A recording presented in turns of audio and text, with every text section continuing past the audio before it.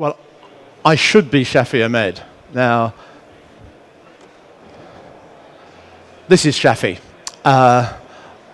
Everything he does and everything he is down on the left-hand side.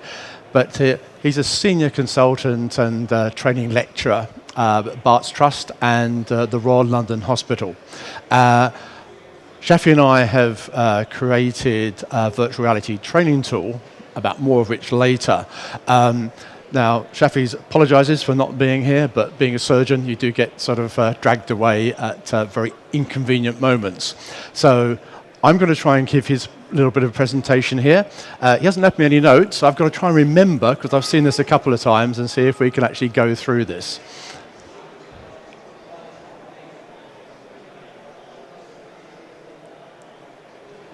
Right. This is where Shafi works out of. St Bartholomew's Hospital. 1123 AD that was started. So that's how long Barts has been going. And part of what we want to learn about what we're doing here is that in actual fact, the teaching of medicine and the teaching of surgery goes back a long way.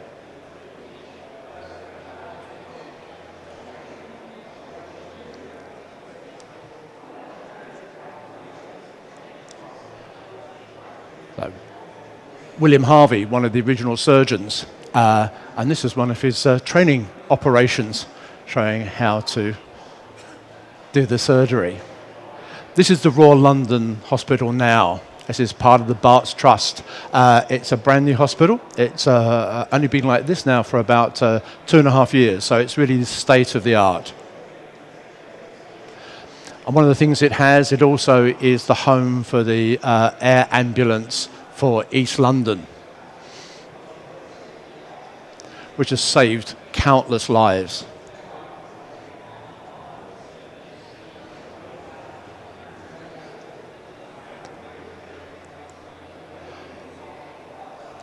Right, this is an operation from 1870. And again, that sort of training students, training surgeons would recognize this because it's very similar to what happens now. This is from the 1920s. This actually was the London Hospital as it then was in the 1920s.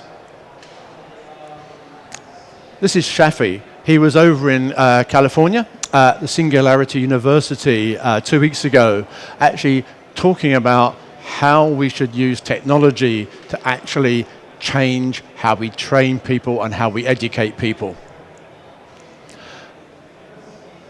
Surgical training actually is based on this, and it's a book and an art that was written over 1,000 years ago.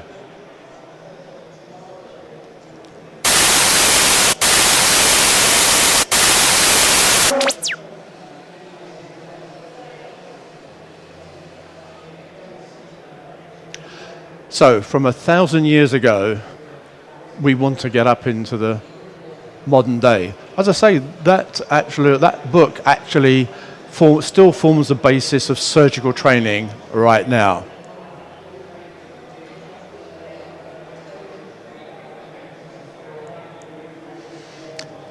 So, Shafi and I got together actually when the Lancet Commission, just over 18 months ago, published a fact about surgical training. Out of the over 7 billion people in the world today, 5 billion people don't have access to either safe or affordable surgery. As the world's population gets older, we need more and more surgery. And in fact, every year, we need to have another 143 million operations. To actually solve that problem right here, right now, we'd have to instantly magic up another 2.2 million surgeons. And basically, the darker red countries in here are where there is the biggest problem, the biggest gap between training and surgery. So we need to sort of bring all this together. As I say, surgical training hasn't basically changed for 120 years in the UK. But using new technology, we can actually bring training to other people. We need to scale it up. We need to scale it up on a big way. This is actually a Google project, actually using drones to give you mobile signals rather than satellites. These drones can stay up for weeks and weeks on end, and they're a lot cheaper to launch than satellites. See, Microsoft is in this area as well.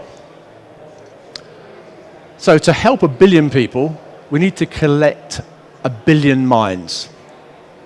So we have to imagine how we can do this. One of the ways we can do this is using virtual reality for training.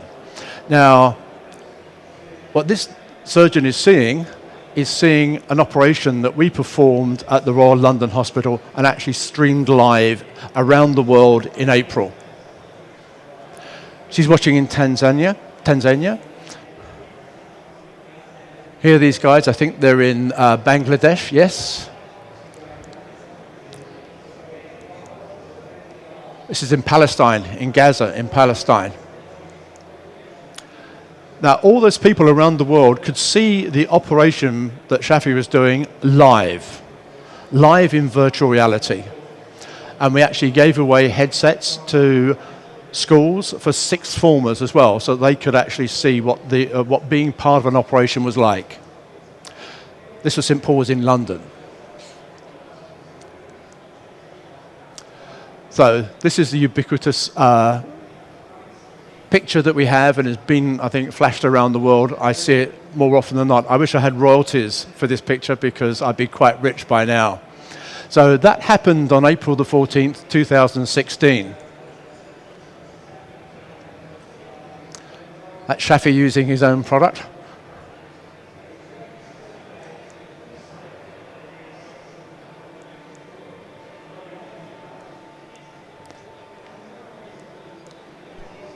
اللحظة اللي احنا نتحدث فيها العملية الآن تجرى في لندن. هي واحدة من محاولات كسر حصار غزة. محاولة هي الأولى من نوعها في المجال الطبي، والفضل في ذلك يعود إلى الشبكة العنكبوتية والاختراع الجديد المعروف باسم نظارات جوجل. المطروح إنه لو أنا بدي أدرب مجموعة أطباء مثلا في قطاع غزة المحاصر. So not only was the project seen around the world in universities and training hospitals, it was actually the story was carried in over 400 publications, but was also seen via Sky News, ABC, China television. It actually got worldwide recognition for what we were trying to do. So this is part of, in actual fact, getting through to people, the 1 billion people around the world, so we can help them understand how we can use VR and AR to educate people and train people in the future.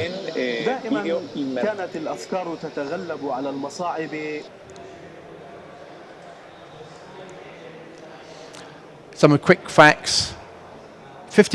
Just under 55,000 people watched it live in VR, live as it was happening. We've since had over 150,000 video on demand views of it as well. It was seen in 142 different countries around the world.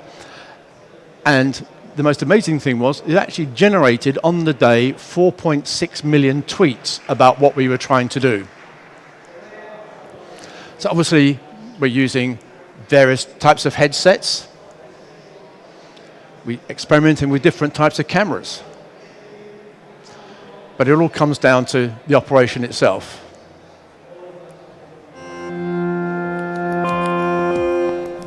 Emmerdale continues tomorrow night at 7 here on ITV. Now, though, the ITV News at 10. The election day immigration numbers that embarrass the Prime Minister. Official figures show a rise. Right.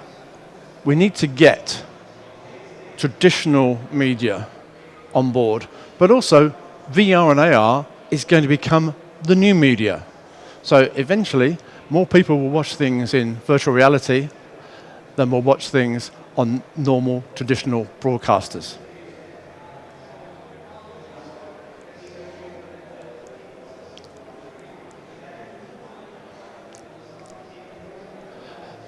This is part of the operation that was done. We're also experimenting with actually shooting in stereoscopic 3 dimensions as well.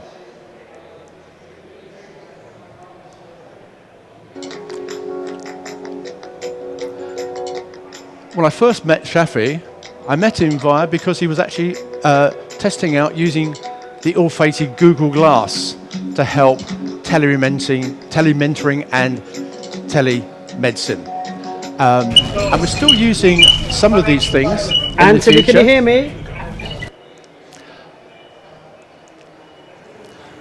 But of course, Google Glass is now confined to history and the bottom drawer of my desk.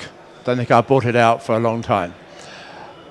Now, Shafi's been superb in actually sort of raising awareness about what new technology can do, because old types of surgical training is not only watching somebody perform the operations, but it's working on simulators like this. But these simulators are incredibly expensive, up to £100,000 each, and they tend only to do one thing at a time. One simulator for the leg, one simulator for the heart. So that can add up to an awful lot of money.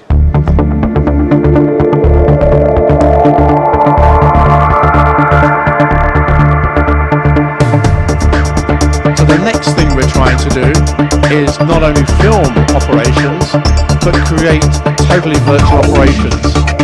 And part of what we need to do that is to get hold of really good haptic technology, because we want to sort of bring that in to what we're doing. This is probably the thing that's going to hold us back from doing totally realistic virtual operations. But we're thinking in about 2.5, probably 3 years' time, the haptics will get to the stage where we can actually use it in our training programs.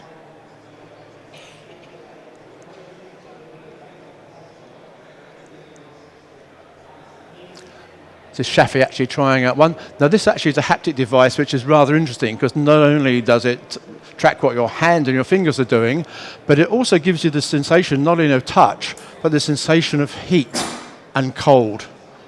So that's one of the first ones, and that's going to be very useful to us when we do simulated surgical training.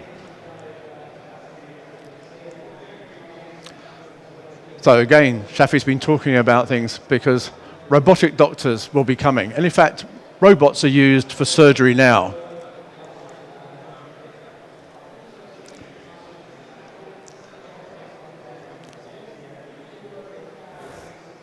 This was an example of a test robot surgeon actually stitching up things, and they could do things really finely.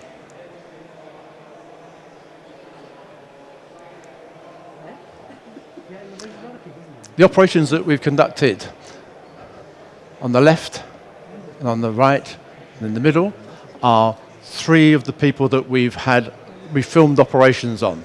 At one point we thought it might be difficult to actually get permission from patients, but they've been very helpful and allowed us to film, because they also are interested in helping progressing medicine and teaching for the future.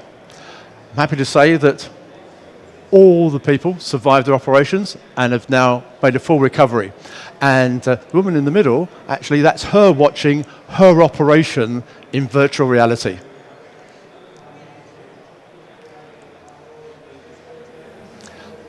So just to give you a heads up of what's happening on the 16th and 19th, Shafi's also speaking at Giant Health on the London South Bank. That's another big get-together of what we can do for technology and medicine in the future.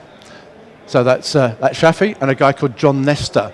John is a very big sort of person in the States who's actually pushing forward new technology, and John and Shafi are going to be speaking at Giant. So if you get the chance, I'd like you to come and actually sort of see that. So if I can ask the technicians to switch over to the slides which I was supposed to be giving, I'll conclude this first part of the presentation and we'll go on to the next slide deck, please.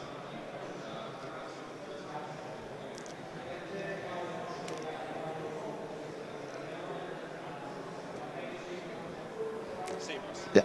Yeah, seamlessly. Right, so this is really me. Steve Dance, I'm co-founder with Shafi of Medical Realities. And basically what we wanted to do was actually sort of find a way of scaling education, and especially scaling surgical education.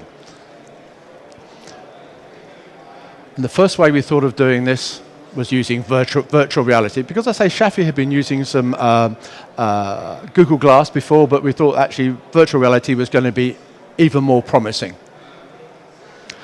It's a big problem, because more and more people in the world, the problem's getting bigger all the time. So the global issues, we've already been through all these. 5 billion people without access to safe or affordable surgery. 2.2 million more surgeons required. And every year, an extra 143 million operations. So next year, it's going to be another 143 million operations. And the year after that, it's going to be another 143 million operations. So the amount of operations required per year is going to be phenomenal. Now, one of the big problems is, how does this help? It actually takes 15 years to fully train a surgeon. 5 years at university, 2 years post-university foundation years, 2 years core surgical training. And every doctor in the UK actually has to do a 2-year surgical course, even if they don't want to do surgery. And then, of course, if you want to do surgery, it's at least another 5 years on top of that. So 15 years, imagine how, okay, so we need 2.2 million surgeons right now.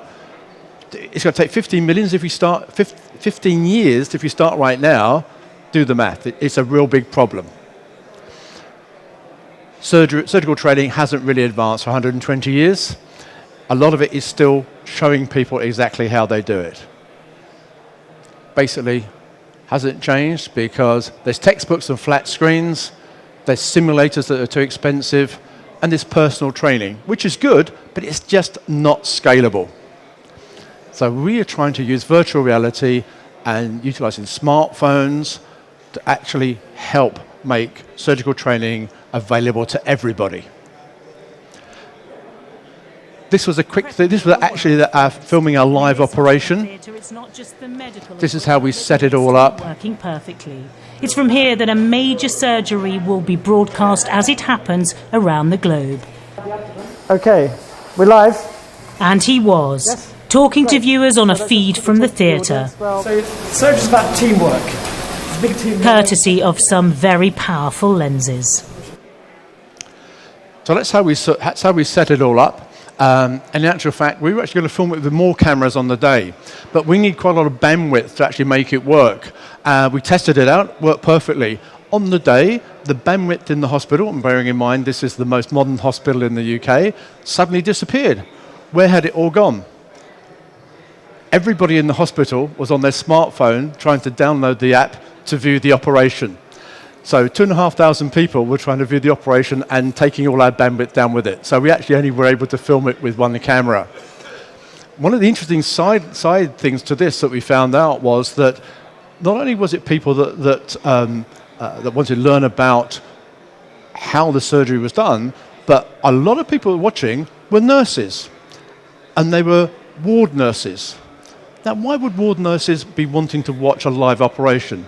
Well, we did some research, and we found out that ward nurses never ever get to see an operating theatre when it's in action.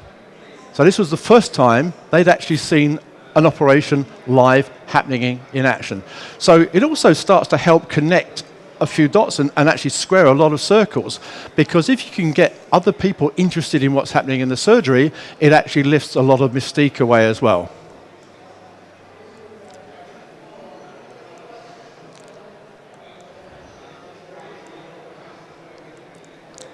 So that's the stats about our reach, which we've gone through before.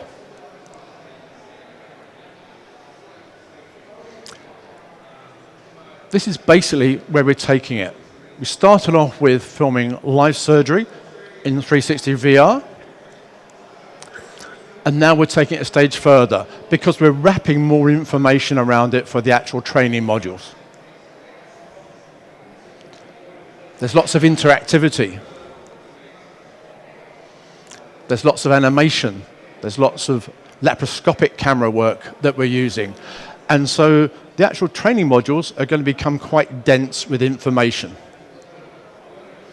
This is a little sort of graphic about exactly how it sort of works, so that as you would see it, this is how you pick what you want to see, whether that's just the 360-degree video, or the plus, or you get a quiz as well, or stereo surgery. So the 360-degree video is just the feed as you would see it as it was coming live from around. So that's what you'd be seeing. And this is somebody looking around in the headset. So that's a feed from a headset.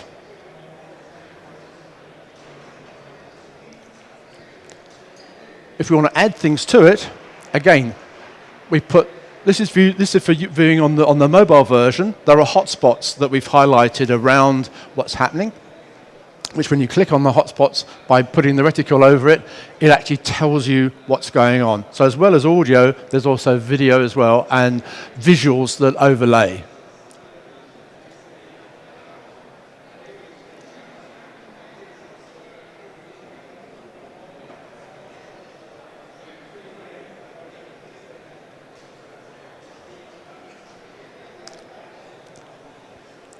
Then, of course, there's the quiz to make sure that the students who have been watching the operation are understanding what they're supposed to be watching.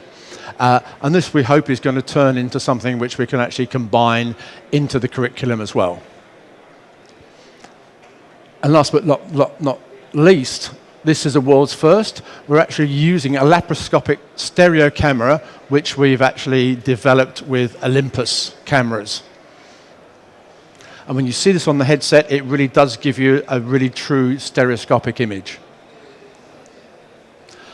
Now, the process gives students access to first-class education, but also regardless of physical location or financial situation, because it's available in lots of different ways. This is just some of the news coverage that we got. And again, this is all about raising awareness and spreading the word so that everybody understands what we're trying to do, but also understands what's possible in VR and VR training. This is my best quote of all, Daniel Kraft. This is the future of surgical training. That's my quote that I like the best. And this is the team. Now, it's split into two. On the left-hand side, really, is the technical team. I'm including Shafi in the technical team because he's also really passionate about new technology. But also, we need a team on the medical side of advisors. So we've got John Noster, Billy English, Raphael, and Ali Jawad, who are actually helping us on the medical side and helping us dedicate what we should be doing, but also we actually have a team working in the background, lots of different disciplines that we need to bring together to fulfill our idea about what we're trying to do. So, our market is virtual reality. It's going to be a 35 billion software industry by 2025. Every time I see the figures, they seem to be going up. And right now, in education and health, that market alone will be worth $5.9 billion. Who we are trying to get through to are hospitals, training hospitals, universities, surgeons, doctors, and students. And of course, we have to make this work, and so we have to make the revenue work as well. So we have the product, which actually goes into hospitals, training hospitals, and universities. That's at the moment using tethered, mounted, head-mounted displays. But we also have a subscription mobile app and a free mobile app as well. And the free mobile app is actually funded by advertising from pharma and medical supply companies. And the free app is designed for developing countries, but also for people that want to try it out before they buy. Right, that concludes my little part of the conversation. If anybody needs to get hold of me, those are all my addresses. And thank you for watching.